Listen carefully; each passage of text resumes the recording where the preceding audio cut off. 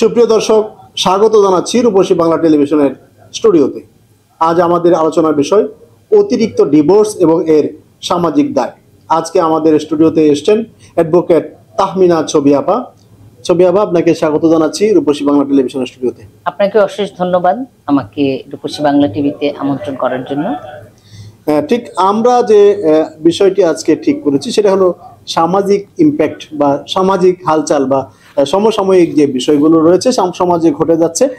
ঠিক এইরকম যে আমরা দেখছি যে গাণিতিক থেকে জ্যামিতিক হারে প্রতি ঘন্টায় ঘন্টায় ডিভোর্সের পরিমাণ বাড়ছে, সংখ্যা বাড়ছে, প্রতিদিন বাড়ছে, প্রতি মাস এটা ত্বরান্বিত হচ্ছে। এইভাবে ঠিক ডিভোর্সের সংখ্যা বেড়ে যাচ্ছে, সংসার ভেঙে যাচ্ছে। এর মধ্যে সামাজিক একটা বড় রকমের নেতিবাচক প্রভাব পড়ছে। আমরা যদি ঠিক এইভাবে আলোচনা শুরু করি যে আসলে কি কারণে আপনি দীর্ঘদিন এই পেশায় আইনজীবী হিসেবে কাজ করছেন এবং ঠিক এই বিষয়গুলো নিয়ে কাজ করছেন, তাহলে আপনার দিকে যদি আমি এই প্রশ্নটা ছুড়ে দিই যে আসলে কি কারণে বিয়ে ভেঙে যাচ্ছে বেশিরভাগ ক্ষেত্রে? ধন্যবাদ প্রশ্নটির জন্য। আসলে বিয়ে জীবনের একটা অতি গুরুত্বপূর্ণ একটা অধ্যায়, যার মাধ্যমে একজন নারী এবং পুরুষ একটা দাম্পত্য সম্পর্ক গড়ে তোলে এবং একটা পরিবার গড়ে তোলে। এখন অতি দুঃখজনক যে এই বিয়েটা মানুষের টিকে থাকছে না এবং সুখের আশায় কিন্তু দুইটা মানুষ একসাথে হয়, ঘর বাঁধে পরিবার তৈরি করে এবং এই সুখটা তাদের মানে বেশিক্ষণ স্থায়ী হয় না, দীর্ঘস্থায়ী হচ্ছে না। এবং এর শুধু একটি কারণ নয়, এর অনেকগুলি কারণ, বহুবিধ কারণ আছে। এখন আমরা যদি দেখতে যাই, প্রথমত আমরা এক পেশে কাউকে দোষ দিতে পারছি না, উভয়েরই আমরা দোষ দেখতে পাবো। আবার সেই সাথে আশেপাশের আরো অনেকেই কিন্তু জড়িত থাকে, মানে পারিপার্শ্বিক বিষয় এখানে জড়িয়ে যায়। পারিপার্শ্বিক পরিবারের অনেক সদস্যরা থাকেন যারা আসলে এই বিয়ে ভাঙার জন্য দায়ী থাকেন। তো আসলে বিয়ে তো একটা চুক্তি, একটা বৈধ চুক্তি। এখন প্রত্যেকেই চায় বিবাহিত জীবন সুখী হোক এবং এই চুক্তিটা অন্তত বলবৎ থাকুক আইনের দৃষ্টিতে। যদি আমি বলি, এটা এক ধরনের এরকম চুক্তি যে সবাই চায় যে এই জীবনটা, অর্থাৎ এই যুগল জীবনটা মৃত্যুর আগ পর্যন্ত, অর্থাৎ আমাদের ময়মনসিংহের ভাষায় বলে কব্বর গ্যারান্টি। হ্যাঁ, আরেকটা ভাষা আছে যে একটা মেয়ে চায় লাল শাড়ি পরে ঢুকবে শ্বশুর বাড়ি, সাদা কাপড়ে বের হবে, মানে কাফনের কাপড় পরে বের হবে। এটাই কিন্তু একটা মেয়ে সাধারণত চায় আগের থেকে, এখনো পর্যন্ত একটা মেয়ের চাওয়া এটাই থাকে, যদিও এখন মেয়েরা কন্টিনিউ করতে পারছে না ওই জায়গাটুকুতে। যাই হোক, আমরা প্রথমত যখন একটা মেয়ে সংসার করতে ঢোকে, এখানে যদি কিছু অশান্তি থাকে, যেমন একজন হাজবেন্ডের যদি শারীরিক অক্ষমতা থাকে এবং তার মধ্যে কিছু বিকারগ্রস্ততা থাকে, যৌন কোনো ব্যাধি থাকে, তখন মেয়েটা ওখানে সংসার করতে পারে না। তখন মেয়েটাকে কিন্তু বিচ্ছেদের একটা পথ বেছে নিতে হয়। এটা একটা কারণ বলবো, প্রথম শর্ত আর কি, বিবাহিত জীবনের প্রথম শর্ত এটা। বায়োলজিক্যাল নিড আমরা বলি, সেটা যদি ফুলফিল না হয় তখন এখানে বিয়েটা ডেফিনেটলি কন্টিনিউ করতে পারে না। এটা কঠিন হয়ে যায়। এটা ছেলের জন্য হোক বা মেয়ের জন্যই হোক। হ্যাঁ, অবশ্যই। তারপরে আমরা যদি দেখি যৌতুক প্রথাটা অ্যাকচুয়ালি যার পক্ষ থেকে হোক, যৌতুক বিরোধী আইন কিন্তু আমাদের আছে। যৌতুক চাওয়া বা যৌতুক নেওয়া দুইটা কিন্তু অপরাধ, এর শাস্তিও আছে, কিন্তু আমরা অনেক ক্ষেত্রে এটা মানছি না। আমরা অতিরিক্ত যৌতুক অনেক সময় আমরা চিন্তা করি যৌতুক নেব, যার জন্য এই যৌতুকের প্রেসারে অনেক মেয়ের সংসার ভেঙে যায়। যৌতুকটা যদি আমরা এইভাবে চিন্তা করি, অনেকে আনুষ্ঠানিকভাবে যৌতুক চায় না, কিন্তু পরোক্ষভাবে তারা অনেক ক্ষেত্রে এটা ম্যান্ডেটরি করে ফেলে এবং বাধ্য করে যে আমি এইভাবে চাইনি হয়তো, কিন্তু আমি তো এটা প্রত্যাশা করি না যে তোমরা একেবারেই কিছু দিবে না বা অন্য সিস্টেমে দিবে না। অ্যাকচুয়ালি ওরা লিখিত বা অলিখিত কোনোটাই চাইলো না, কিন্তু মেয়েটাকে কথার বাণে এমন জর্জরিত করে পরিবারের সদস্যরা এবং স্বামী নিজেও। দেখা গেল বাবার বাড়ির উপঢৌকনটা তার ঠিক মতো আসলো না, সেটার জন্য তাকে কিন্তু প্রতি মুহূর্তে লাঞ্ছিত হতে হয়। তো সেখানে একটা মেয়ে শেষ পর্যন্ত তাকে কিন্তু সংসার মানে বিচ্ছেদের মাধ্যমে তাকে ওখান থেকে বের হইতে হয়। এটা আমাদের জন্য অবশ্যই অনেক দুঃখজনক। না, এই ক্ষেত্রে যেটা হয় সেটা হলো যে তারা অনেকটা বাধ্য করে যে মেয়ে তুমি এই সংসারের উপযুক্ত নও, তোমাকে অন্য পথ বেছে নাও। হ্যাঁ, মানে অত্যাচার যাকে বলে, তখন মেয়েটা বাধ্য হয়। আবার অ্যাট দ্য সেম টাইম অনেক মেয়েও আছে, অনেক স্ত্রী বলবো অতি উচ্চাভিলাষী, পরশ্রী কাতরতা যেটাকে বলে। কারোর হাজব্যান্ড হয়তো অনেক বেশি কিছু দিচ্ছে, কারোর হাজব্যান্ড হয়তো দেশ বিদেশ ঘুরছে তাকে নিয়ে, কিন্তু তার হাজব্যান্ডের সেইভাবে ইনকামটা নাই, তার হাজব্যান্ডের সেরকম মানে সামাজিক অবস্থা নাই, কিন্তু এটা তাকে করতে পারছে না বলে মেয়ে ওখানে থাকবে না, বাট এটা নিজের ডিসিশন নিয়ে নাই। এই ক্ষেত্রে আমি যদি একটু আপনার সাথে একটু যোগ করি যে এই যে আপনি বলেন যে নির্যাতন, এটা একটা শারীরিক নির্যাতন আর একটা আছে মানসিক নির্যাতন। এখানে আপনার কাছে যখন এই মামলাগুলো আসে তখন কি ধরনের নির্যাতনের শিকার বলে দেখেন, বা ডাক্তারি সার্টিফিকেট আপনাদের কাছে আসে? সার্টিফিকেট গুলো তো অবশ্যই আসে শারীরিক নির্যাতন, তবে এবং আইনও আছে শারীরিক নির্যাতনের উপর। জি। এখন মানসিক নির্যাতন বলে যে একটা কথা আছে, এটার সম্বন্ধে আমাদের কিন্তু কোনো আইন হয় নাই, কিন্তু শারীরিক নির্যাতনের থেকেও ভয়ঙ্কর নির্যাতন হচ্ছে মানসিক নির্যাতন। আচ্ছা, এই ক্ষেত্রে কোর্টে বা আদালতে আপনার এই যে মানসিক নির্যাতনের যে বর্ণনাগুলো আসে, ঠিক এইগুলো কতটুকু আপনার মামলাকে আপনি সাবলীল করে তোলে বা গ্রহণযোগ্য করে তোলে বলে আপনি মনে হয়? আসলে আইনের ঘরে প্রমাণ ছাড়া অনেক কিছুই কিন্তু আদালত নিতে চায় না। সবসময় প্রমাণ চায়, সবসময় লিখিত চায়, আপনার পারফেক্ট একটা প্রমাণ থাকবে। এখন মনের ভিতরে গিয়ে তো আর খুঁজতে পারে না যে শাশুড়ি একটু খোঁচা মেরে কথা বললে, ননদি একটু ধাক্কা মেরে কথা বললে, স্বামী যদি একটু খোঁটা দেয়, তাহলে এইটা কিভাবে প্রকাশ করবে? এইটা প্রকাশ করার মতো আসলে তেমন হয়তো সিস্টেম নাই। তারপর আমরা আর্জিতে হয়তো এটা লিখে দেওয়া হয়, অনেক সময় উপস্থাপন সাবমিশন দেওয়া হয় যে আসলে আমাকে বিভিন্নভাবে অপদস্থ করা হয়েছে, বিভিন্নভাবে মানসিকভাবে নির্যাতন করা হয়েছে, কিন্তু এটার তো আসলে ভ্যালিড কোনো সার্টিফিকেট পাওয়া যায় না। এটা কতটুকু ইমপ্যাক্ট পড়ে, মানে কতটুকু প্রভাব পড়ে, সেটা আপনার কাছে কি মনে হয়? না, যদি নির্যাতনের পর্যায়টা অনেক বেশি হয় এবং তাকে যদি এই নির্যাতনের কারণে তাকে যদি বিচ্ছেদ ঘটাতে হয়, তখন তো ডেফিনেটলি এটা অবশ্যই একটু আমলে নিতেই হয়। কারণ একটা মেয়ে তো খামাখাই, যদি নির্যাতনের কারণে কাউকে ঘর ছাড়তে হয়, তাকে শারীরিক মানসিক দুইটা নির্যাতনই তখন উপস্থাপন করতে হয়। এটা কোর্টকে আদালতে মানে কোর্টকে আমলে নিতে হয়। যে আপনি বলছিলেন যে এই নির্যাতন এক ধরনের, আপনারা শারীরিক অ্যাসাল্ট গুলোকে আপনারা খুব বেশি আমলে নেন এবং আইনাঙ্গন এবং বিচারালয়ও ঠিক সেটাই করে থাকে। কিন্তু আমরা যদি এইভাবে একটু বিচার করি যে মানসিক নির্যাতনটা, শারীরিক নির্যাতন যাতে অনেক বেশি কার্যকর ডিভোর্সের ক্ষেত্রে বা পারিবারিক বিচ্ছেদের ক্ষেত্রে, এইখানে সমাজ কি ভূমিকা পালন করে?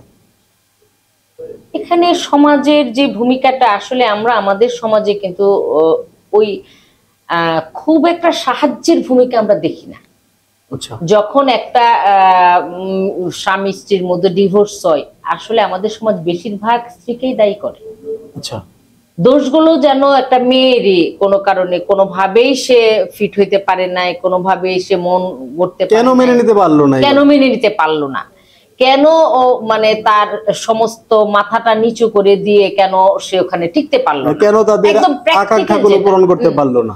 অনেক উচ্চ শিক্ষিত মেয়ে আছে যে তার হয়তো ক্যারিয়ারটা নষ্টই করে দেয় তার শ্বশুর বাড়িতে, এই কারণে ক্যারিয়ারটা নষ্ট করে দিয়ে থাকে। আর সে যদি চায় যে তার ক্যারিয়ারটাকে সে গড়বে, এই জিনিসগুলোকে সে ইগনোর করবে, তো তাইলে তো মেয়েটারই দোষ হইলো আলটিমেটলি। কারণ আমরা আসলে একটু আঙ্গুল মেয়েদের দিকে বেশি তুলি। আচ্ছা, এখন আইনজীবীরাও তুলেন, বিচারালয় তুলে এবং সমাজও তুলে। আইনজীবীরাও তুলি না, আমরা সমাজকেই বলছি। আইনজীবীরা আসলে তো চাই, তো আইনজীবীরা তো সেফই করতে চায় মেয়েদেরকে। জি, এই ক্ষেত্রে আমি যদি আরেকটু টানি যে এখানে কি কোনো অর্থনৈতিক কারণ আছে? অবশ্যই কিছু অর্থনৈতিক কারণও জড়িত থাকে। আমি বললামই যে মেয়েদের ক্ষেত্রে অনেক সময় উচ্চাভিলাষতা যেটার জন্য মেয়েরা তাদের ইপ্সিত স্বপ্ন পূরণ করতে পারছে না, এটার জন্য হাজবেন্ডকে দায়ী করে। আবার হাজবেন্ডও কিন্তু তার ওই যে তার অনেক জিনিস, যে উপঢৌকন, শ্বশুর বাড়ির অনেক সাপোর্ট, আপনি একটু আগে হয়তো বলেছিলেন যে এই যে শ্বশুর বাড়ির যে একটা পাওয়ার, এই পাওয়ারটা যখন একটু দেখে তখন ওরা একটু আস্তে, একটু নমনীয় থাকে। এটা একটা সামাজিক অবস্থা। মেয়ের যদি তখন সে একটু ভয় পায় আসলে, যে না আমি যে হুট করে একটা কিছু করব, আমাকে কিন্তু স্ত্রী ঘরে যাইতে হবে। এখন এই মানে, তবে সংসার টিকাইতে হয় স্বামী এবং স্ত্রীকে, হ্যাঁ, নিজেদের মধ্যে বোঝাপড়া। মিয়া বিবি রাজি তো কিয়া করেন কাজী, মানে মিয়া বিবি দুজনেই সঠিক থাকতে হয়। পৃথিবীর সমস্তটা এসেও জোড়া লাগাইতে পারবে না যদি দুজনের মধ্যে ঝামেলা হয়। তারপরে অনেক সময় দেখা যায় যে, যেমন আজকাল ছেলেরা হয়তো গোপনে একটা বিয়ে করে ফেললো, হ্যাঁ, অন্য নারীর সঙ্গে সম্পর্ক রাখলো, ফলে সংসারে এসে তার উদাসীনতা, তার অবহেলা, স্ত্রী এটা একটা সময় সহ্য করে। তার হয়তো এই ঘরে সন্তান আছে একের অধিক, পরবর্তীতে সে সন্তান থাকা সত্ত্বেও সন্তান এবং স্বামী ছেড়েই কিন্তু তাকে চলে যেতে হয়, বাধ্য না, সে ইচ্ছাকৃত এটা করে। কারণ সে বহু বিবাহটা মেনে নিবে কেন? সে ভালো করে সংসার করলো, তার স্বামী এই কাজটা করলো, তো সে কেন মেনে নিবে? আরেকটা ব্যাপার থাকে এখানে আপা, আমি যদি এইভাবে একটু বলি যে যখন একজন স্ত্রীর উপর এই অত্যাচারটা নেমে আসে বা জুলুমটা নেমে আসে, যে স্বামী গোপনে আরেকটা বিয়ে করলো, এই ক্ষেত্রে প্রথম স্ত্রীর অনুমতির একটা ব্যাপার থাকে। এই ক্ষেত্রে কতজন স্ত্রী তার এই অধিকারটুকু ফলায় যে হ্যাঁ আমার কাছ থেকে অনুমতি না নিয়ে এসে বিয়ে করেছে? এটা একটা আইনও আছে সম্ভবত, কিন্তু এই ক্ষেত্রে কত পার্সেন্ট মেয়ে সেই আইনের আশ্রয়টা নেয়? না, অনেকখানি মানে পার্সেন্টেজ পারফেক্টলি ঠিক বলতে না পারলেও মানে পার্সেন্টেজ অনেক মেয়ে এই ধরনের ইনিশিয়েটিভ নেয়, যে স্বামীর এই দ্বিতীয় বিয়েটা তার অনুমতি নিয়ে করা হয়নি, ফলে তাকে জেল জরিমানা খাটায়। তার যে অধিকার, এই সংখ্যাটা কিরকম? সংখ্যাটা আমাদের দেশে তুলনামূলক খুব বেশি না, খুবই কম, খুবই কম, হাতে গোনা। কারণ তখন তার মধ্যে একটা কি বলবো, এক ধরনের অরুচি চলে আসে, যে তার সাথে থাকলামই না, তাকে আর করে কি, বেশিরভাগ ক্ষেত্রে আর যায় না আদালতে, যে আর যদি করেই ফেললো আর এটা মেনেও নিলাম না, ওই তখনই তো বিচ্ছেদের এই রাস্তাটা তৈরি হয়। হ্যাঁ, এই রাস্তাটা তৈরি হয়ে যায়। এখন যদি আমি একটু এই দিকে আসি, যে এই যে অর্থনৈতিক যে ব্যাপারগুলো আপনি কতটুকু দেখেছেন, যে এরা এই যে ডিভোর্সটা হয়ে যাচ্ছে, সেটা কি অর্থনৈতিক কারণ? যদি এভাবে বলি যে কোনো মেয়ে যদি সে একটু স্বাধীন চেতা হয়, সে যদি পরিবারের অবাধ্য হয়ে চাকরিটা করে, কিংবা সে উদ্যোক্তা হিসেবে, এখন ইদানিং অনেক মেয়েরা উদ্যোক্তা হিসেবে স্বাবলম্বী হয়ে উঠছে, এই কারণগুলো কিরকম প্রভাব পড়ে এই ডিভোর্সের ক্ষেত্রে বলে আপনার কাছে মনে হয়? আমরা দেখি যে মেয়েদের উপরে, যদিও এটা একটা দোষই বলবো, স্বাধীন চেতা হলেই মেয়ে ডিভোর্স দিয়ে দিবে, এই জিনিসটা অনেকে চিন্তা করে। আসলে মেয়েটা তো সংসারের প্রয়োজনেই দুইটা পয়সা সে রোজগার করে, রোজগার করতে গিয়ে দেখা যাচ্ছে তাকে নানান জায়গায় একটু মিশতে হয়, নানান জায়গায় ছুটতে হয়, যেতে হয়, এবং সেটা অনেক সময় সন্দেহের কারণ হয়ে দাঁড়ায়, এবং সন্দেহের কারণ হয়ে দাঁড়ায়, এবং তার উপরে কিন্তু একটু নির্যাতন শুরু হয়ে যায়। এটা একটা অর্থনৈতিক কারণ। হ্যাঁ, এটা একটা অর্থনৈতিক কারণ। মেয়েটা হয়তো গেল খুব ক্লিন মন নিয়েই, পরে দেখা গেল তার উপরে সন্দেহটা প্রগাঢ় হতে থাকলো। এখন একটা মেয়ে যদি কাজ করে, তাকে 5টা ছেলের সঙ্গে কাজ করতে হবে, 5টা ছেলের সঙ্গে কাজ করতে গেলে 5টা ছেলের সঙ্গে তার কথা বলতে হবে। তো এটা নিয়ে দেখা যাচ্ছে যে অনেক সময় এই কলহ হচ্ছে, পরে অ্যাটলিস্ট মানে বিচ্ছেদের পর্যায়ে চলে যায়। আমি যদি এইভাবে বলি, আসলে কদাচিৎ কি এই ধরনের যে সন্দেহটা তৈরি হয়, এই ধরনের ঘটনা ঘটে কিনা? ঘটে, অবশ্যই ঘটে। ঘটে যে না তা না, অবশ্যই ঘটে। যেমন ধরেন অনেক স্বামী সন্দেহ করে যে সে যদি 5টা ছেলের সাথে মিশে, হয়তো বা সে আমাকে ছেড়ে হয়তো তার সাথে একটা সম্পর্ক তৈরি হতেও পারে। ঠিক এরকম কিছু ঘটে কিনা আপনাদের স্টাডিতে আছে কিনা? না, স্টাডিতে নাই যে তা না, আছে, খুব যে অহরহ ঘটছে তাও না। আসলে যদি কারোর মনে মানে ওরকম চিন্তা থাকে, সে যদি বাইরে নাও যায় তাও ঘটাইতে পারে। আচ্ছা, যদি সন্দেহ করার ইচ্ছা থাকে, যদি কোনো ধরনের বাইরে যেতে চায়, মানে কোথাও যেতে চায়, যেমন আমি একটু আগে আমাদের চেম্বারে আলোচনা হচ্ছিল যে এক ওয়াইফ, সে কিন্তু কোথাও জব করতো না, বাইরে যেত না, তার একটা বাচ্চা নিয়ে সে যথেষ্ট সুখী একটা ফ্যামিলি ছিল। হঠাৎ মেয়েটা কেউ আগের দিনও কল্পনাও করে নাই যে মেয়েটা চলে যাবে। স্টিল নাও 2 বছর থেকে 3 বছর হবে, তার কোনো হদিসই নেই। আচ্ছা আচ্ছা, এইটাই বললাম যে ঘটছে না যে তা না, তো সে তো বাইরে যায় নাই, সে বাইরে যায় নাই, সে সংসার করেছে। আর আজকাল সংসারের ভিতরে থেকে করতে পারে। এই যে আমরা বললাম আমাদের যে যোগাযোগ মাধ্যম, সামাজিক যোগাযোগ মাধ্যম, আপনার মেসেঞ্জার, ভাইবার, ইমো, ইনস্টাগ্রাম, পট করেই সঙ্গী নির্বাচন করে ফেলতে পারে। জি, এটা সেই তুরস্ক থেকে হতে পারে, কঙ্গো থেকে হতে পারে, মালয়েশিয়া থেকে হতে পারে, সে আপনার থেকে কি জানি একটা জায়গার নাম আছে, নাইজেরিয়া থেকে হতে পারে।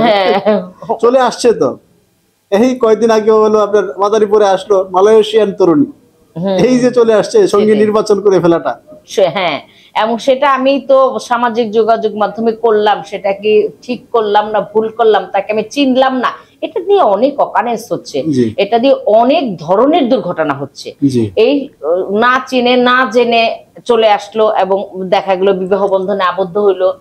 এখন সে একটা বড় চিটার, দুজনেই হইতে পারে, ছেলেও হইতে পারে, তার 3টা বাচ্চা আছে, কিন্তু আবার ওইখানে গিয়ে দেখলো না যে সে কয়টা বাচ্চা রেখে আসলো। তাকে একটা বিজনেসের কারণে আনতে পারে, এনে সে তারে পাচার করে দিতে পারে। এটা তো বড় রকমের একটা বড় ধরনের, ওরকম যে হচ্ছে না তা না, এই ধরনের অনেক উদাহরণই কিন্তু আমরা দেখতে পাই।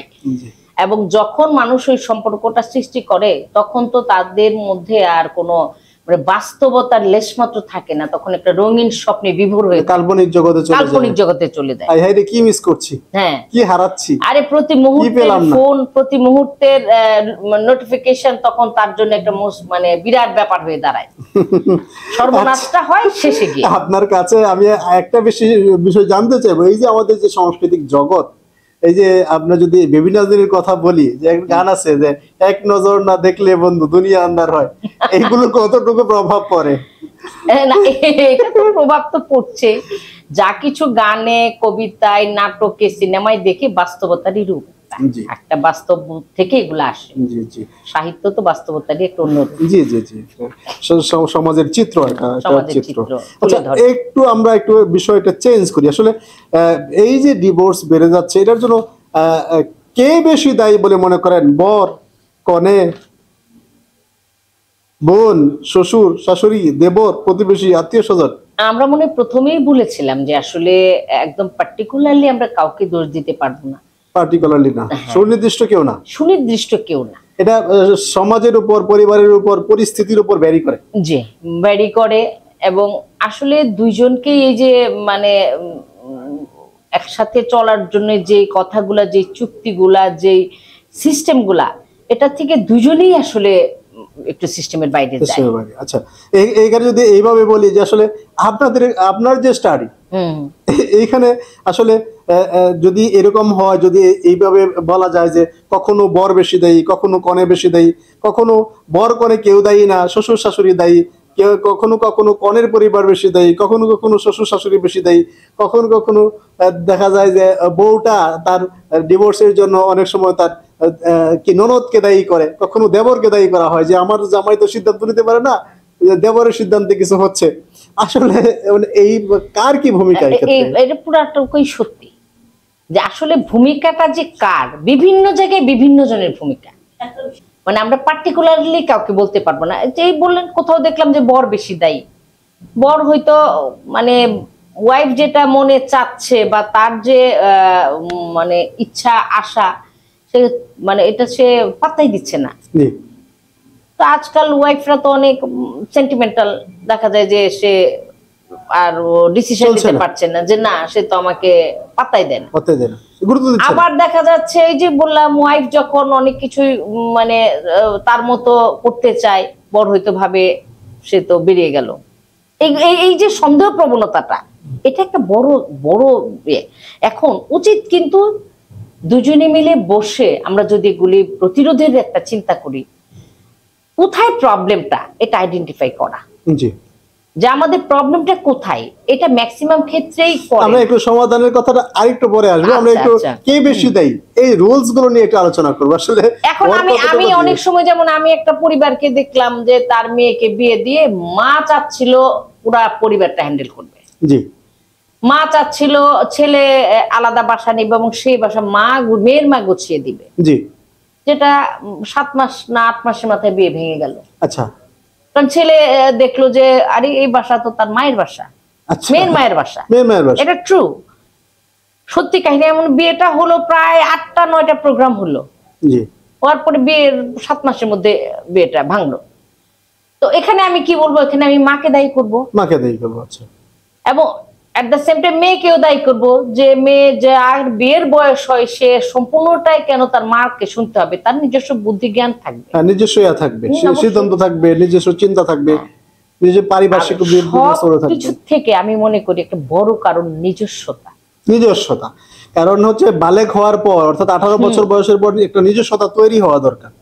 স্বামী স্ত্রী দুইজনের মধ্যে যদি নিজস্ব পার্সোনালিটি থাকে, নিজস্বতা থাকে, তাহলে কেউ তাকে নষ্ট করতে পারে না, কেউ তার মন নষ্ট করতে পারে না। মিয়া বিবি, হ্যাঁ, মিয়া বিবির গল্প সর্বশেষ সেটাই। মানে হাজবেন্ড ওয়াইফ ঠিক থাকলে পৃথিবীর কেউ সংসার ভাঙতে পারে না। আবার সেটাই বলি, এই ক্ষেত্রে তো আমি এখন মনে করলাম ওয়াইফ সম্পূর্ণ ঠিক, এই যে হাজবেন্ডের যেহেতু বাইরে যাওয়ার অপরচুনিটি বেশি, বিভিন্ন জায়গায় যাওয়ার, অনেক মিথ্যাচার করতে পারে, জি, তো এটা তো ধরা একসময় পড়ে, ধরা পড়লে কোন স্ত্রী হয়তো মেনে নিয়ে মুখ বুজে সংসার করে, আর কোন মানুষ এই টক্সিক সম্পর্ক রাখতেই চায় না। আর বিশেষ করে আজকালকার ছেলে মেয়েরা তো কোন ধরনের টক্সিক রিলেশনে তারা থাকবেই না, বিশ্বাসই না। হাজারটা রাস্তা খোলা আছে, হাজার রাস্তা, হ্যাঁ। যদি একটু আগের যুগে যারা ছিলেন তারা ভাবতেন যে এটা একটা অত্যন্ত ন্যাক্কারজনক জিনিস, ডিভোর্স হয়ে যাওয়ার পরে বাবার বাড়িতে ব্যাক করা বা কিছু একা একা থাকাটা, কিন্তু আজকাল এই জিনিসটাকে মানুষ একেবারেই পাত্তা দিচ্ছে না। আজকাল মনে হচ্ছে এটা আরেকটা ডিগ্রি। আচ্ছা, আমি অনেককেই দেখি যে মনে ডিভোর্স কথাটাও মনে ওদের কাছে আরামদায়ক বিষয়। এখানে যদি এইভাবে বলি যে একান্নবর্তী পরিবারগুলোতে শ্বশুর শাশুড়ি একটা দায় থাকে, বোনের দায় থাকে, দেবরের দায় থাকে, প্রতিবেশীর দায় থাকে, কিন্তু এই মুহূর্তে তো যেভাবে মানুষ সেপারেশনটা হয়ে যাচ্ছে, সেপারেশন বলতে পরিবার থেকে বিচ্ছিন্ন হয়ে যাওয়া, যেমন বিয়ে করার পরেই হলো আলাদা বাসা নিয়ে যাওয়া, এই ক্ষেত্রটাতে তো শ্বশুর শাশুড়ির ভূমিকা খুব একটা রাখতে পারে না। এখানে আরেকটা কথা আমি বলি, একটা সংসার করার সময় সংসারের একটু ট্রেনিং লাগে, এই অতিরিক্ত স্বাধীনতা আর একটা বিবাহ বিচ্ছেদের কারণ, আরেকটা কারণ। আচ্ছা, অতিরিক্ত স্বাধীনতা যখন দুজন মানে কিছুদিন আসলে শ্বশুর শাশুড়ি মিলে থাকলে, যেমন এখন হবে না যদিও, সেটার মধ্যে একটা সৌন্দর্য বা একটা শেখার বিষয় থাকে। এখন যখন একা হয়ে যায়, দেখা যাচ্ছে সারাদিন ছেলেটা বন্ধু বান্ধব নিয়ে, ওয়াইফও আছে না, বন্ধু বান্ধব নিয়ে আড্ডা দিচ্ছে ওয়াইফের সাথেই, একসাথে মিলে আড্ডা দিতে দিতে গিয়ে কখন বউয়ের মন চলে যায় এটা সাংঘাতিক হচ্ছে, মানে ওর চাইতে ও ভালো। হ্যাঁ, হতেই পারে, এটা হচ্ছে। মানে বিয়ের পরে যে সংসারটা যখন মানুষ করবে, তাদের মধ্যে প্রাইভেসি থাকবে, প্রাইভেসিটা অনেকে রাখতে পারছে না। আচ্ছা, ওরা ভাবতেছে এটাই সিস্টেম যে আমরা বারবিকিউ করলাম, সারা রাত প্রোগ্রাম করলাম, ফুল প্রোগ্রাম করলাম। এটা করতে গিয়ে ডেফিনেটলি মন নষ্ট হয় না, যে তার পরিবেশ তো মানুষকে অনেক নষ্ট করে। হ্যাঁ, এই ক্ষেত্রে হয়, ছেলেদেরও ইনফ্লুয়েন্স থাকতে পারে যে না, আমার বউটা তো খুব বেশি সুন্দরী না, আমার ভাবিটাই তো ভালো সুন্দরী, তার সাথে একটু, মানে এই সম্পর্কগুলি আজকাল অনেক বেশি হচ্ছে। যে কিছু এখন বললে হয়তো এটা ব্যাকডেটেড না মনে, কিছু নিয়ম নীতি আমরা যদি আসলে মেনে চলি, তাহলে কিন্তু অনেকটা শান্তি বজায় আসে। আমরা সমাধানে পরে যাব বলছি, তথাপিও বলি যে এই জিনিসগুলো অতিরিক্ত হয়ে যাচ্ছে, মানুষ পার্টি ছাড়া মনে একদিনও চলতে পারছে না। আচ্ছা, এটা যে নতুন সিস্টেম হয়ে গেছে, হ্যাঁ, পার্টি ছাড়া চলবে না। তুমি একটু হলো প্রমোশন হয়েছে, পার্টি দাও, তারপর অমুকের বিয়ে হয়েছে, একটা পার্টি দাও। এবং আজকাল অনেক প্রোগ্রাম পার্টিতে দেখি যেমন মানে ডিজে প্রোগ্রামে নাচানাচি করতে হবে। আচ্ছা, হ্যাঁ, এটা আমি খারাপ ভাবে নিচ্ছি না, খারাপ বলছি তা না, কিন্তু এটার প্রভাবটা কিন্তু আমি হ্যাঁ, প্রভাবটা বলতে যদি এক্সেস হয়ে যায় তখন গিয়ে প্রভাবটা খারাপ। তার মানে একটা লিমিটেশন দরকার, অর্থাৎ সীমাবদ্ধতা থাকা দরকার, প্রাইভেসি থাকা দরকার। এখানে প্রতিবেশী এবং আত্মীয় স্বজনের কথাগুলো আসছে, যেমন ধরেন যে প্রতিবেশীরাই বেড়াতে আসলো বা দেখলো যে গত 10 বছর একটা বাচ্চা হয় না, এক্ষেত্রে তারা মানে এক ধরনের ইনফ্লুয়েন্স করে কিনা? অবশ্যই করে, এবং সন্তানহীন নারীকে এত বেশি নির্যাতন করা হয় কথায়, মানে হাতেতে তারে মারিল না শত যে মারিল ঠোঁটে, বোধহয় একটা জসীমউদ্দিনের প্রবাদ আছে, হ্যাঁ, যে হাতে না মারলেও ঠোঁটে তাকে প্রচুর মারে, এবং প্রতি মুহূর্তেই সে মানসিক ভাবে স্কুইজ হয়ে যাচ্ছে এবং এটাই মজা পায়।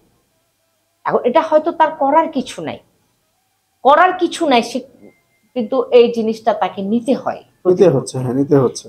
এবং অনেক সময় যেমন তার স্বামীকে ওইভাবে ইনফ্লুয়েন্স করে যে তুমি আরেকটা বিয়ে করো, তোমার তো সন্তান নাই, হচ্ছে না। স্বামীর কিন্তু তেমন যদি কোনো আগ্রহ নাও থাকে, মানুষের ইনফ্লুয়েন্সে অনেক সময় সেটা বাধ্য হয়। তো এটা তো আমাদের ডিভোর্সের একটা অন্যতম কারণ, সেটা আদিম কাল থেকে এখনো পর্যন্ত চলে আসছে। আমরা যদি একটু সমাধানের দিকে আগাই, যে এই যে ডিভোর্স বেড়ে যাচ্ছে, এটা বলতে গেলে এখন জ্যামিতিক হারেই বাড়ছে, এটা আসলে বুঝবেন কেমনে যে আসলে কিভাবে আসলে বন্ধনটা হালকা হয়ে যাচ্ছে, এটা বোঝার উপায়টা কি? না, অ্যাকচুয়ালি সেটাই বললাম যে কিছু কিছু নিয়ম আছে, কিছু কিছু যেমন আমাদের চুক্তিবদ্ধ হওয়ার সময় আমরা দেখি যে নিকানামায় অনেকগুলি কারণ থাকে, অনেকগুলি নিয়ম থাকে। এই নিয়মগুলি কিন্তু আসলে প্রপারলি পালন করা উচিত, আমরা অনেক সময় করি না এটা। স্বামীকেও পালন করতে হবে, স্ত্রীকেও পালন করতে হবে। এবং আজকাল তো অনেক সামাজিক যোগাযোগ মাধ্যমে অনেকে ওয়াজ করেন যে কোন কথাটা বললে স্ত্রীকে, কোন কথাটা বললে আল্লাহ এতগুলি সওয়াব দেয়। এই কথাগুলি একেবারে অমূলক ধর্মীয় কথা, আর কি ধর্মীয় নীতি কথা, বাট আসলেও কিন্তু ফ্রুটফুল। আচ্ছা আচ্ছা, আপনি আপনার স্ত্রীকে যদি সর্বোচ্চ আপনি প্রায়োরিটি দেন, একটা স্ত্রী কোনোদিন তার বাসা থেকে মানে চিন্তা করবেন এই কথা যে ডিভোর্স, আরেকজনের সাথে যাই বসে ডিভোর্স, আপনাকে কেন ছেড়ে যাবে? আচ্ছা, কিছুটা অবহেলা পাই বলে কিন্তু মেয়েরা আজকাল। এখানে যদি এইভাবে বলি যে আসলে একজন স্বামী বা স্ত্রী কিভাবে আসলে আন্দাজ করবে যে আমাদের মধ্যে মনে হয় দূরত্বটা ক্রমশই বাড়ছে, আসলে দূরত্ব না বাড়লে তো আর ডিভোর্স হয় না, দূরত্বটা চরম সীমানায় পৌঁছালে আসলে ওই সিদ্ধান্তের দিকে যায় মানুষ। আসলে কিভাবে বুঝবে যে আমাদের মধ্যে মনে হয় একটা দূরত্ব তৈরি হচ্ছে? না, কিভাবে, এটা তো খুবই নরমালি বিষয়। সারাদিন চলে গেল, হাজবেন্ড ওয়াইফের কোনো মানে দুজনে মিলে বসে কোনো কথা বললো না, যে কোনো বিষয়ে টেলিফোনে কথা হলো না, সারাটা দিন চলে গেল, তারা দুজনে দেখা গেল অবশ্যই পারিবারিক কিছু কথা থাকে, কিছুই না থাকুক আজাইরা পেঁচালো থাকে, সেটাও দরকার। আজাইরা পেঁচালো মাঝে মধ্যে দরকার না, অবশ্যই হাজবেন্ডের সাথে দরকার, হাজবেন্ড গুড ফ্রেন্ড, একসাথে বসে খাওয়া উচিত। সময় পাইলো, হাজবেন্ড খেয়ে চলে গেল, স্ত্রীকে ডাকলো না খেতে, এটা অবশ্যই একটা স্ত্রীর খারাপ লাগার কথা। দুইজনকে একসাথে বসে খাওয়া, একসাথে একটু গল্প করার সময় স্পেন্ড করা, এটা যত বয়সী হোক আর যত কম বয়সী হোক, মানে সঙ্গটা দরকার। যখন সঙ্গ না দেয় কেউ, তখনই মানুষ আরেকজন সঙ্গী খুঁজে। আচ্ছা, আসলে হ্যাঁ, এই বিষয়টা হলো ব্যাপার যে যখন একজন সঙ্গী যখন ঢিলাঢিলি হয়, হ্যাঁ, তখন আরেকজন সঙ্গীর প্রয়োজন অনুভব করে। মানুষ তো কোম্পানি চায়, মানুষ তো একা থাকতে পারে না। আসলে মতের অমিলটা কিরকম, এটা যে মতের অমিল হইলে কতটুকু কি হয়? মতের অমিল তো নানান রকম হইতে পারে। এখন স্বামীর পছন্দ হচ্ছে আকাশি রং, বউ পছন্দ করে কি সবুজ, এই তো মতের অমিল। স্বামী পছন্দ করে পাহাড়, বউ পছন্দ করে সাগর, কেউ কক্সবাজার, কেউ খাগড়াছড়ি। এখন দুই জায়গায় যাইতে হবে, দুইটাই ম্যানেজ করতে হবে। আমরা তাহলে একটু সমাধানের দিকে আগাই, সেটা হলো যে সমাধান কি আসলে এই যে বেড়ে যাচ্ছে এটা মানে বিচ্ছেদটা কমিয়ে আনার কি সুযোগ? কিছু সমাধান, যেমন আমরা মানে কিছু কিছু কারণ দেখা যাচ্ছে, কারণ থেকে আমি সমাধান বলি। দেখা যাচ্ছে বিয়ে হলো, পাস্ট কিছু কাহিনী আছে যেটা দুইজনেই হয়তো গোপন করলে, যে কেউ গোপন করলে, অতীত, হ্যাঁ অতীত, ওইটা যখন মানে সামনে আসে, আচ্ছা, ইতিহাস, হ্যাঁ, ইতিহাস হতেই পারে, একটা মানুষের জীবনে চলাফেরা করতে গিয়ে একটা অতীত থাকতেই পারে। সে অতীতটাকে গোপন করে যখন কারোর সঙ্গে বিবাহ বন্ধনে আবদ্ধ হয়, তখন দেখা যায় অতীতটা একদিন সামনে আসলে এটা একটা বিরাট তিক্ততার কারণ হয়, খোটার কারণ হয়ে যায়, মানে নট অনলি খোটা, বিরাট তিক্ততা এবং বিরাট দূরত্বের সৃষ্টি হয়। আর এই জিনিসটা যখন এই জিনিসটা আগে পূর্বের কোনো কাহিনী ডেফিনেটলি বিয়ের আগে বলা উচিত। আচ্ছা, মানে জানিয়ে দেন, আবার কাপড়টা এদিক দিয়ে একটু ছেঁড়া আছে, এটা তুমি জেনে আমার এই জিনিসটা আছে, আমার এই জিনিসটা ছিল, এই জিনিসটা তোমার জানা উচিত। আসলে এই ক্ষেত্রে যদি আমি একটু রসিকতা করে বলি যে আমি 2টা প্রেম করেছিলাম, তুমি আমাকে বিয়ে করবা না? হ্যাঁ, এটা বলতেই পারে। এটা তো খুব আজকাল যে কেউ প্রেম ছাড়া থাকবে এটা নাই, মনে করার কোনো কারণ নেই। আরো আগে ধরেন, আরো 30 বছর আগে থেকেই মানুষের প্রেম কেন হবে না, থাকতেই পারে। প্রেম থাকাটা স্বাভাবিক থাকাটা, এবং আরো অনেক বড় কিছু মানুষের থাকলেও সেটাও বলা উচিত। প্রেম তো খুব নরমাল বিষয়। আচ্ছা, আরো যাই থাকুক না কেন, তবে হয়তো ভয় থাকে যে জিনিসটা বললে আমার বিয়েটা আদৌ হবে কিনা, হ্যাঁ এই ভয়টা, কিন্তু হওয়ার পরে যে আবার সম্পর্কটা নষ্ট হবে ওইটা হয়তো চিন্তা করেন। এটা গোপন থাকবে না, একসময় এটা কোনো না কোনো ভাবে জেনে যাবে। মানে বড় কোনো কিছুর কথা, প্রেম করলো, ঘুরলো ফিরলো, হাঁটলো খাইলো, সেটা ডিফারেন্ট, কিন্তু বড় কোনো কারণের কথা আমি বলছি। জি জি জি। এইখানে পরিবার কতটুকু প্রভাব ফেলতে পারে এই যে বিচ্ছেদটা ঠেকানোর জন্য? অবশ্যই বিরাট গুরুত্বপূর্ণ ভূমিকা পরিবারের আছে। অনেকেই কিন্তু কান কথায় বেশি বেশি বায়াসড হয়। আচ্ছা, যেমন ঘরের বউ, সে হয়তো অনেক ভালো চলতেছে সারাদিন, হাজবেন্ড বাইরে থেকে আসার সাথে সাথে তার মা, মানে ধরেন জয়েন্ট ফ্যামিলি বলছি, মা নেগেটিভ 2টা কথা বললো বউয়ের সম্বন্ধে, যে কথাটা অ্যাকচুয়ালি আসলে নেগেটিভ না। তো ছেলেটা এত হয়তো সারাদিন কাজকর্ম করে সে অ্যাডজাস্টেড থাকে, নিতে পারলো না, রাগটা সে বউয়ের উপরে ঢাললো। তো বউ সেটা মেনে নিবে কেন? ফলে একটা দূরত্ব তো তৈরি হচ্ছে। এভাবেই ধীরে ধীরে কিন্তু হয়। তাহলে আমরা অবশ্যই ওখানে আমরা পরিবারের একজনকে দোষারোপ করতে পারি, এবং এটা উল্টাটা হইলেই মিশে যায়। হ্যাঁ, উল্টাটা হইলেই মিশে যায়। উল্টাটা যদি হয় যে না, মানে আসলে পারিপার্শ্বিকতা বিরাট বড় দায়ী, কিন্তু পারিপার্শ্বিকতা বিরাট দায়ী ডিভোর্সের ক্ষেত্রে। পারিপার্শ্বিকতা বলছে মানে পরিবারের মানুষজন। পরিবারের মানুষগুলো যদি পজিটিভ হয় তাহলে এটা সুন্দর পরিবার গড়ে উঠতে পারে, আবার যদি নেগেটিভ হয় এটা জাহান্নামের মতো হয়ে যেতে পারে একটা পরিবার। অবশ্যই দেখা গেল যে বউ যত কষ্ট করে একটা জিনিস রান্না করলো, ভালো হলে অনেক শাশুড়ি বলবে ভালো হয়নি, লবণ কম হয়েছে, কলিজা ভুনা করে দিলে বলে লবণ কম হয়েছে। এখন এটা অবশ্যই আমি এক পেশে হয়তো মেয়েদের পক্ষে বেশি বলতেছি, সেটা না, আমি মানে আসল কারণগুলোই বলতেছি।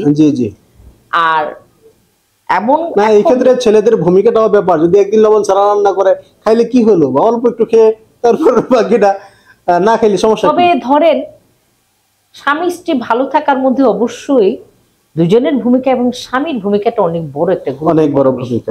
আমি একটা কাপল চিনি, ধরেন ওরা প্রায় 45 ইয়ার্স, ওরা মানে কাপল 45 বছর প্রায় ওদের বিবাহের বয়স। এত কেয়ারিং হাজবেন্ড তার ওয়াইফকে এখনো পর্যন্ত, তারা কিন্তু একেবারে 70-র কোটায়, কিন্তু এত বেশি তাদেরকে কেয়ার করে ওয়াইফকে, মানে এটা দেখলে রীতিমতো হিংসা করার মতো। প্রতি মুহূর্তের মানে প্রতি লোকমাটায় সে তাকায় থাকে বউ ঠিক মতো খাইলো কিনা। আচ্ছা, এটা অতিরিক্ত কিনা? যত অতিরিক্ত মনে হয় সে লাকি। আচ্ছা আচ্ছা, এটাই বলবো যে, এবং তার সুখের জন্য পারলে মনে আসলে জীবন দিয়ে দেয়। আচ্ছা, এতটাই সে কেয়ার করে। কেয়ার কাকে বলে এটা আসলে মানে শিখতে হবে ওনার কাছে। আচ্ছা, তাহলে সেই বেবি নাজিনের গান ঠিক আছে, গান ঠিক আছে। এখানে যে আমরা দেখি যে হলো একটু আধটু ঝগড়া হলে চেয়ারম্যান মেম্বার সমাজপতির কাছে যায়, এইটা কতটুকুর প্রভাব পড়ে, এটার প্রতি পজিটিভ কতটুকু আর নেগেটিভ? আসলে যখন ঘরের থেকে ঝগড়াটা বাইরে চলে যায় তখন নিয়ে ঘটনাগুলি দুর্ঘটনায় পরিণত হয়। অনেক ধরনের ঝগড়াঝাটি হতেই পারে। এই বেডরুম থেকেই যখন ঝগড়াটা বাইরে ডাইনিং পর্যন্ত চলে আসে তবু মানা যায়, যখন দরজা দিয়ে বের হয়ে যায় তখন কিন্তু আটকানোর আর উপায় থাকে না, উপায় থাকে না। এবং আমি আরেকটা জিনিস যেমন খুব কষ্ট লাগে আবার দেখলে, যখন আদালতে দাঁড়ায়, আমি মাঝে মধ্যে বলে যাচ্ছে কাউন্সিলিং করা যায় কিনা, দুইজনকে মিলিয়ে দেওয়া যায় কিনা। তো যাই হোক, আমার সিনিয়র আইনজীবী বললেন একজন যে না, যখন আদালত পর্যন্ত আসে তখন ম্যাডাম জেনে দিবেন, আর এটার কোনো মানে মিলিত হওয়ার আর কোনো উপায় নেই। আদালত পর্যন্ত বারান্দা চলে আসলে, আদালতের বারান্দা এবং কাঠগড়ায় দুইজন দুই পাশে যখন দাঁড়ায় গেল, তখন কিন্তু আর মনে করবেন এটা বিরাট ক্ষত হয়ে গেছে। এই ক্ষত সারার ওষুধ আর নাই। এটার পরিণতি অন্যরকম। কিন্তু এরপরেও কিন্তু মাঝে মধ্যে মনে হয় যে মিলে নাকি, খুবই কম মিলে, হতে পারে মিলে, কিন্তু পার্সেন্টেজ খুবই কম। এই ক্ষেত্রে এই যে ডিভোর্স হচ্ছে, এই ক্ষেত্রে যদি আমি আপনাকে একটু জিজ্ঞেস করি যে আসলে সন্তান সন্ততি নিয়ে তারা কতটুকু কি চিন্তা ভাবনা করে এই ডিভোর্সের ক্ষেত্রে? এই ডিভোর্সের ক্ষেত্রে সন্তানের চিন্তাটা করে না বলেই তো ওরা ডিভোর্সটা করতে পারে। জি। এবং ডিভোর্সের ফলে সবচেয়ে ক্ষতিগ্রস্ত হয় সন্তান।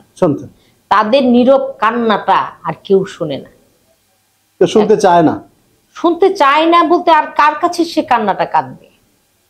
কান্নার জায়গাটা কোথায়? যখন একটা মানুষের মা এবং বাবা ভাগ হয়ে যাওয়া, এর থেকে দুঃখজনক আর পৃথিবীতে কিছু থাকে না। একটা বাচ্চা মানে একটা সন্তান কতটুকু ট্রমা নিয়ে বড় হয়, এবং এই ট্রমা থেকে সে বের হয়ে সহজে আসতে পারে না। যেই মা বাবার মাঝখানে তার থাকার কথা, সেইখানে দুজন ভাগ হয়ে যাওয়া। অনেকগুলি এক্সাম্পল আছে এই ক্ষেত্রে, যে এই যে মা বাবা দুজন দুই পাশে দাঁড়িয়ে সন্তান নিয়ে টানা হেঁচড়া হচ্ছে, সন্তান কোন সাইডে যাবে। বাচ্চা কিন্তু বলছে আমি দুজনকে চাই, আমি একজনের কাছে থাকবো না। এখন এর সমাধান আদালত কি দিবে বলেন? সমাধান দিতে পারে যে আপনারা মিউচুয়াল হন, আপনারা দাম্পত্য পুনরুদ্ধারে যান, কিন্তু এটা কি আদৌ হয়? এই বিষয় নিয়ে আরো একদিন কথা বলবো। আপনাকে কৃতজ্ঞতা জানাচ্ছি রূপসী বাংলা টেলিভিশনের স্টুডিওতে আসার জন্য। ধন্যবাদ আপনাকে এত সুন্দরভাবে আমাকে উপস্থাপন করার জন্য এখানে, আর আমাকে এখানে আমন্ত্রণ জানানোর জন্য। ইনশাআল্লাহ আবারও আসবো, আরো অন্য একটি সেশনে, অন্য একটি বিষয় নিয়ে। সে পর্যন্ত ভালো থাকবেন, দর্শকবৃন্দ ভালো থাকবেন।